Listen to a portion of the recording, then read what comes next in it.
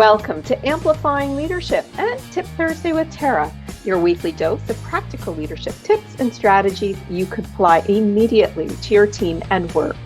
I am Tara Lehman, founder and CEO at Amplifying Leadership. Each week, I'll share insights and takeaways designed to help you build, enhance, or grow your leadership skills. It's actionable guidance you can use right away.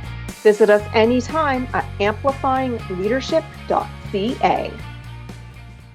So I want to maybe talk a little bit about recovery today, because leadership is not just about working. And you may have noticed that we do sometimes celebrate leaders or business owners who seemingly can go on forever. So they're the ones who are answering emails or sending emails at midnight, or they never take a lunch break and they're constantly working. Maybe they haven't taken a real vacation in years and years. Sometimes we admire that kind of commitment and almost create something that it is we have to strive for that. But here's something that I think we need to talk more about, and that is the recovery part of leadership. So I want you to think about your favorite sports team if you have one, or just athletes in general. Nobody expects an athlete to train at full intensity every single day without planning some recovery in there. Most times, recovery is part of the training plan for athletes. It's what allows them to, perform consistently for every game. Are they perfect? No, not all the time, but it is part of the plan to take a recovery day or week, or who knows, sometimes longer. Leadership isn't much different than that. Somewhere along the way, us leaders, business owners started believing that constantly pushing through was a strength. It isn't. It's actually a bad habit that's usually unintentionally created, and it has consequences for us. So one of the mistakes I do see leaders making here is confusing rest with quitting. Leaders, business owners can think if they slow down that maybe they're falling behind. If they say disconnect, don't send those late night emails that they're letting people down. If they take that vacation, that somehow the business or team will suffer.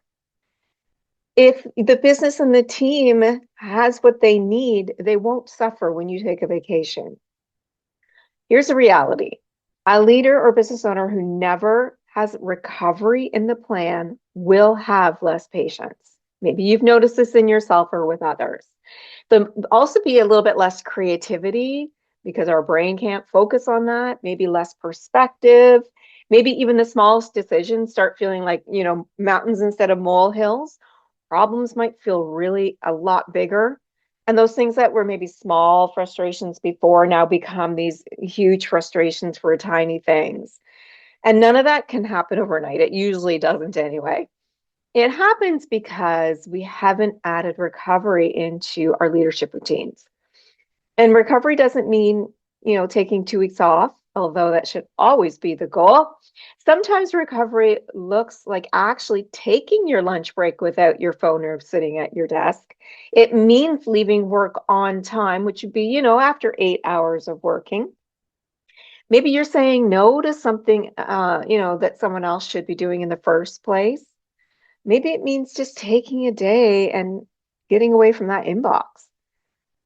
Recovery is really different for everyone. It really depends where you're at and how busy you are and stressed, etc.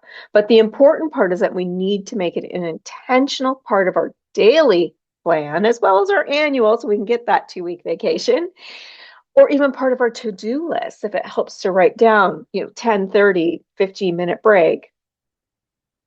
Let me ask you this. When was the last time you stepped away long enough to come back thinking differently? So not just feeling rested or, okay, I feel a bit better, but actually thinking differently. When we think differently because we've recovered, that recovery gives us that distance from things. It can change our perspectives when we come back because we've taken a break from it. It can actually enhance our creativity or innovation, and we can get so much more clarity on things that we were getting stuck on because we added recovery. Distance, perspective, creativity, clarity, other leadership skills, they don't usually show up when we're running from one meeting to the next because there's no space for it.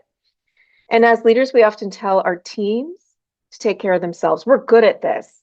Use your vacation time, maintain a work-life balance, go home on time, or go take your lunch. I see you're still at your desk. The question is, are we doing the same and leading by positive example? So if you're not doing what you ask them to do, then you maybe need to pay attention to some recovery in your day. People pay far more attention to what we do than what we say. And we all know that. So we really need to lead by example. If we never disconnect, we're quietly sending that message that nobody else should either. And we may not even realize that's the message we're sending, but it is the message you send. It's not a culture that we're trying to build where everybody can't have lunch, etc. So I really want to encourage you to think about this week. And where could you intentionally build recovery into your leadership every single day? Is it lunch? Half an hour? Not on your phone, not at your desk, not thinking about work, but out of the office? It's not because you've earned it, because we all know you have. And maybe it's not just because you're exhausted because you're working too much, but it's because sustainable leadership depends on recovery. Recovery is not a reward. It's a part of the job that you need to make sure is happening. Thank you for joining me for this week's Tip Thursday with Tara.